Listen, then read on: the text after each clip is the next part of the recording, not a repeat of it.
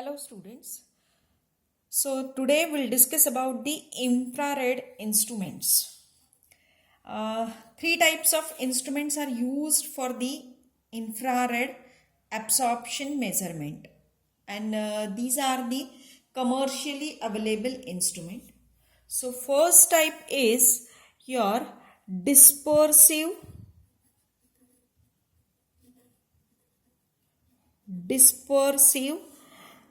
uh, grating spectrophotometer.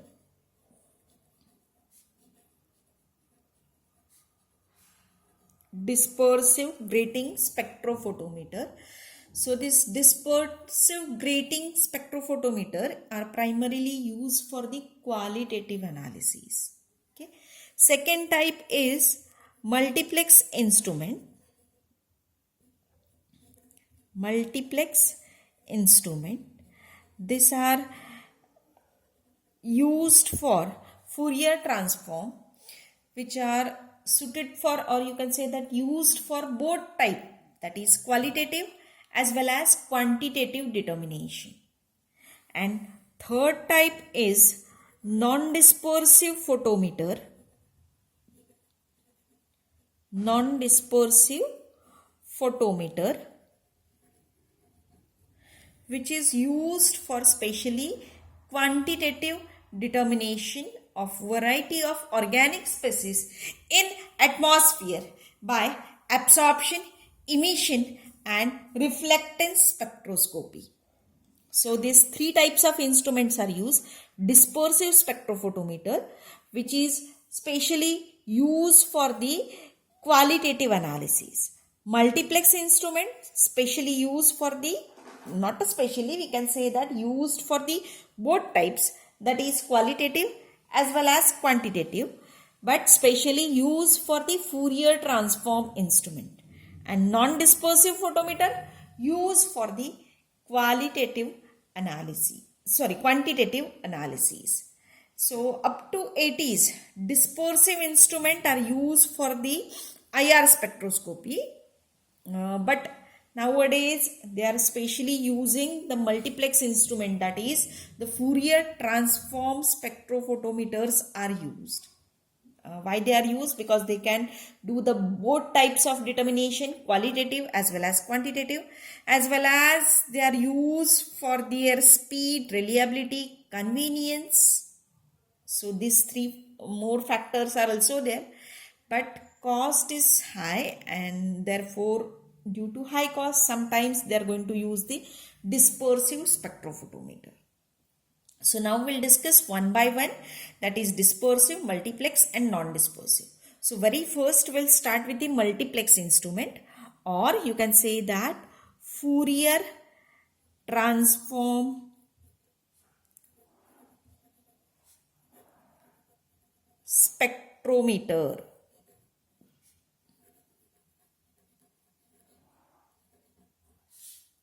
And then we'll discuss about the dispersive and non-dispersive.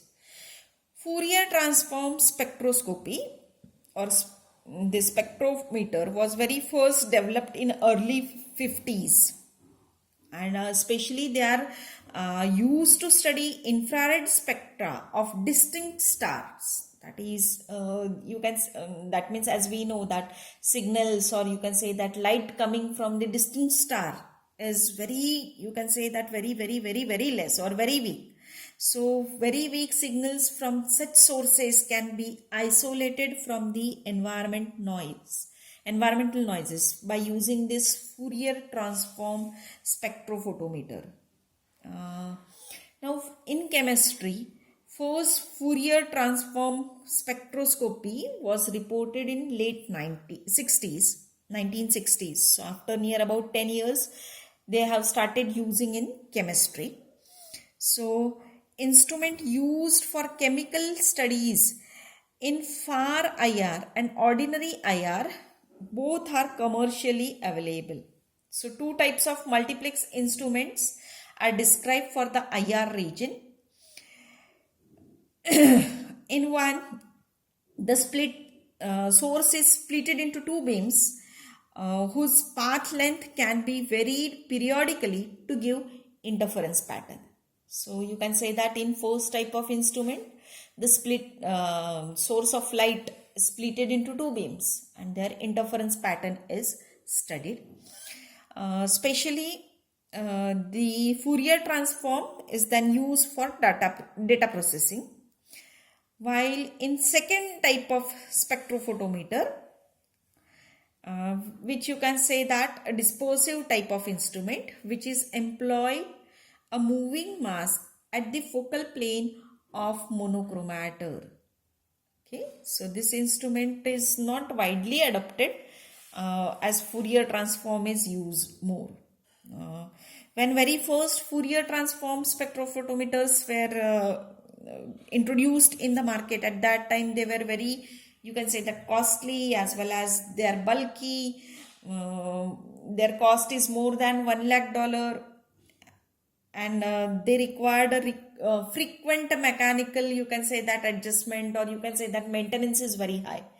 But nowadays they are reduced to benchtop size, means their bulky size is reduced, as well as they are less expensive, as well as they are easy for the maintenance. That means their maintenance cost is also lowered. So therefore nowadays Fourier transform spectrometers or spectroscopy is much more common as compared to the previous era. So now very first we'll see about the Fourier transform spectrometer, and then we'll discuss about the components of it. So just I'll show you the schematic diagram. One more schematic diagram is also there, but just I'll show the interferometer schematic diagram. So this is a interferometer schematic diagram. So majority of commercially available Fourier transform infrared instrument are based on this Michelson's interferometer. So in this Michelson's interferometer, this is a very simple instrument. So in this the laser beam is either parallel, over here it is shown parallel, or sometimes it is collinear with the IR source. So over here I have shown, or you can say that in this schematic diagram, the two beams are parallel to each other. So this is IR source, this is a laser source. So these two beams are parallel to each other. Now there is a beam splitter placed. This beam splitter splits the light into two. So one goes over there, that is over the fixed mirror, another goes over the movable mirror. Same for the laser source, one goes towards the fixed mirror, another goes towards the movable mirror. Now you can say that in this instrument, interferogram, that is if it is collinear, then there will be, you can say that zero retardation of you can say that instrumentation is there. So later on we'll discuss in details. Very first we'll discuss about the components used in this. So first component is your beam splitter. First component is beam splitter. So beam splitter are constructed of transparent material with refractive index which is approximately 50%, in which the 50% of radiation is transmitted and 50% is reflected. So as you can see, it is 50% reflected, 50% transmitted, 50% reflected, 50% transmitted. So it's not exact 50%, but we can say that it's near about 50% reflected and remaining 50% is transmitted. So widely used material for IR is a thin film of mylar. This mylar is sandwiched between two plates of low refractive index solid. So thin films of germanium or silicon deposited on cesium iodide or cesium bromide or sodium chloride or even potassium bromide. So they are satisfactory for mid IR region. a thin film of iron oxide deposited on calcium fluoride is used in near IR sources. Okay. Now next we are going to discuss about the sources and transducers, that is detectors. Okay. So sources used for Fourier transform infrared instrument are similar to that of IR spectrometer. So if you want a IR source, already we have discussed in IR spectroscopy about the IR sources. So same are used over here, and for laser that we are going to discuss in the laser. So keep in mind that laser sources are used. Okay. About the detectors or transducers, generally thermal transducers are not preferred in Fourier transform spectroscopy. So whatever we have discussed in IR spectroscopy, all the detectors, thermal detectors, that are generally not preferred. But if that means if you want to use that transducers, you can use it, or you can, if you want to use that thermal detectors, you can use it. But generally for the Fourier transform, non-thermal detectors that are preferred, that is photoconductivity cell or pyroelectric, you can say that transducers are preferred over here. So about the photoelectric as well as pyroelectric transducers we have already discussed in IR spectroscopy, so you can refer that. Now why these pyroelectric or photoconductivity cells are preferred? Because they have a very better sensitivity, they have faster response time. So therefore, as Fourier transform technique is a spectrophotometer technique is an advanced technique, so more faster response, more sensitivity is needed. So therefore same is used over here.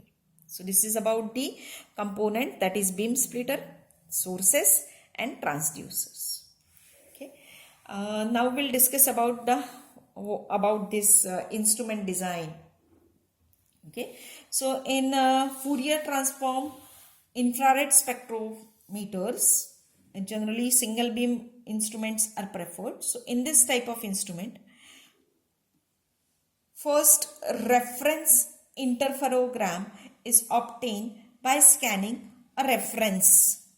You can say that reference sample, that is used as generally used as a air for 20 to 30 times, coding the data and storing the result in the memory of the computer. That means very first when you are going to use, at that time in this sample cell you are going to feel the air. Okay. And 15 to 20 times, or you can say that 20, not a 15 to 20 to 30 times, you can say that repetitively the sample is scanned, air sample, or you can say that reference sample is scanned, and whatever the results obtained are stored in the memory of computer. Okay. So later on a sample is inserted, that is in the sample holder the sample is inserted, and the process, that is whatever you are going to use, the radiation source and everything, so that complete process is repeated. Later on you have to you can say that you have to work on the data, that is the ratio of sample and reference spectra is computed to give the transmittance at various frequencies. So modern infrared sources and detectors are sufficiently stable so that reference spectra is need to be obtained occasionally. That means once you have feed the data of reference spectra to the computer, then it's not necessary that every time you have to feed the reference.